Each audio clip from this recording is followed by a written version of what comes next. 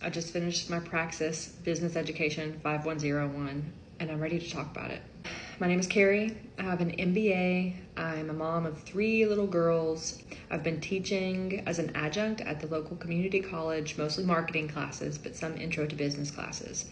And even I was losing my mind when it came time to take the business Praxis. The main reason that it made me nervous was because I have not taken a standardized test in over a decade. My MBA was over a decade ago. So the practices that you use to take a standardized test, to study, and all that was just so foreign to me again. So I had to relearn how to study, essentially. But with all that said, I did. It was about 3.5, 4 weeks ago. I registered for my Praxis exam, chose my date, and things like that. And this was all prompted because I got an opportunity to teach at a local high school. And obviously, I need state licensure. I could talk about that another time, my route for a teaching license. But I have to get this Praxis completed in order to move forward with the job. So the first thing I did was went online and took some practice tests. I just Googled it. Quizlet had them, study.com had them, and I was like failing them. And I don't know, I think it's just the way I read the questions or something. I could not understand and wrap my head around these questions. Again, remembering that I had not taken a standardized test in forever. So once I registered for the Praxis itself, they actually will give you a code for a practice test within the ETS website. And it's supposed to be very close to what the actual test is, as far as 120 questions, 120 minutes, and things like that. And I went through that the first time, and I think I got like 71 questions correct and then missed the rest. And I was like, oh no, I've just paid $130. I'm gonna have to reschedule this test, but I'm on a timeline, right? So I went ahead and just started studying from there. I used that as my basis for studying. So with that, I opened a Google Doc, I created a Google Doc, and I just started like copying and pasting explanations to questions that I would get wrong.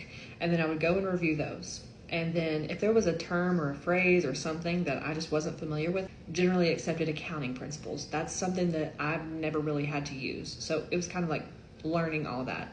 A lot of the business law, I don't really do a whole lot of contract work. So that was new for me too. I spent some time in those things. I used ChatGPT as well. So Praxis will also provide you with a free study guide that you can use. It goes over each content area within your test, and it will give you discussion questions to ask or work on or study with someone. I took those puppies and I slapped them into ChatGPT, and ChatGPT would generate a 1-page study guide essentially for me. I don't feel like ChatGPT can always be trusted to give you exactly what Praxis is looking for, but when it comes to just general business practices, I think that it was a really reliable source to do that with. So I had that Google form that I would work off of. And then there was another, I think it's Mometrix. I don't even know how to say it. I probably need to look that up. Anyway, I found a study guide on there that somebody posted online for free. I think it's on Reddit. You could go look. Just search like Business 5101 on Reddit and you'll find that link. But it has 100 questions. And I feel like the questions on that study guide were even more difficult than the questions on the study guide that Praxis itself gives you. So I do give a lot of credit to that resource for making me think a little bit deeper, look into concepts a little bit deeper. So I think that's their strategy there. But I used that. So I went through the 100 questions probably 5 times. I would review the answers. I would look deeper into those terms in question, definitely spend time on ones that I would miss. I did the Praxis practice test probably 10 times. I would go through the questions again, even the ones that I felt confident in, like the marketing ones, for example.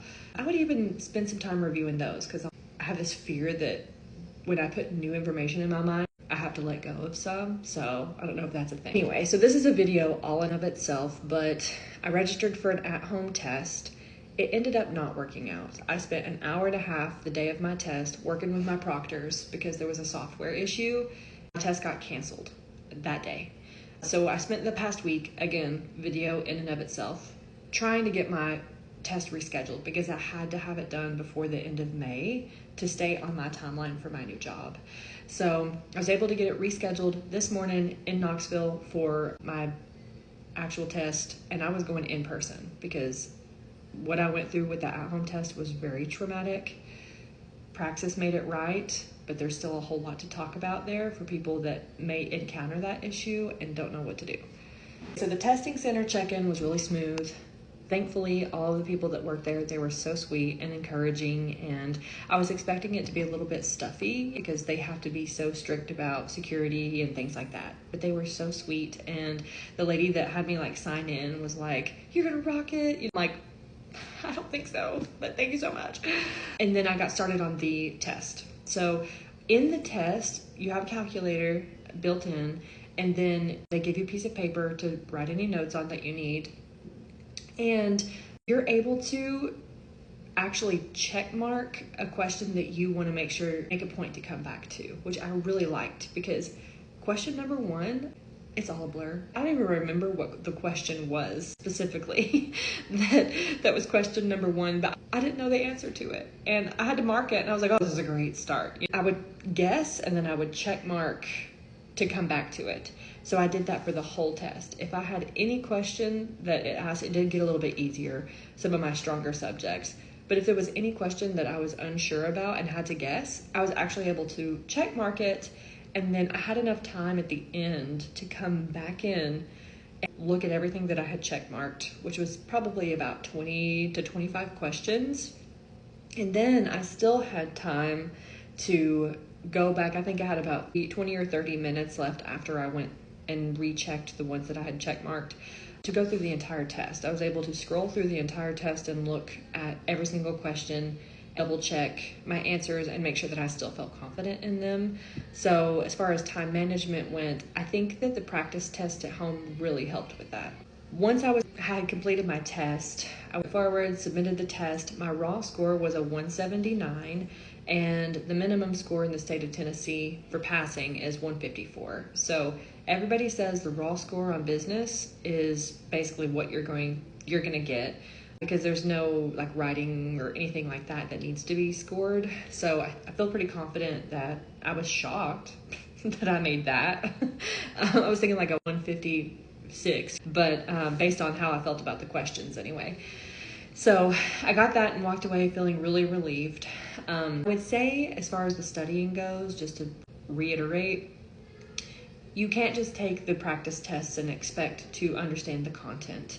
If you haven't had like a base of business education, or you haven't worked in business, or you haven't had that information coming into your life on a regular basis, you have to take the extra step to dive a little bit deeper into the subject matter. All of the resources are there, but you have to make a conscious effort to do the research, read about it, look at examples. There were lots of videos on YouTube that I would listen to, like practice tests and things like that. But I did find I couldn't really find anyone that had taken this test that would tell me exactly what they did or how it turned out or whatever. So hopefully this helps somebody. If you have any questions, feel free to leave them in the comments. I'll make some more videos maybe on specifics with my studying and, of course, my testing at home experience, which I do not recommend whatsoever. Bye.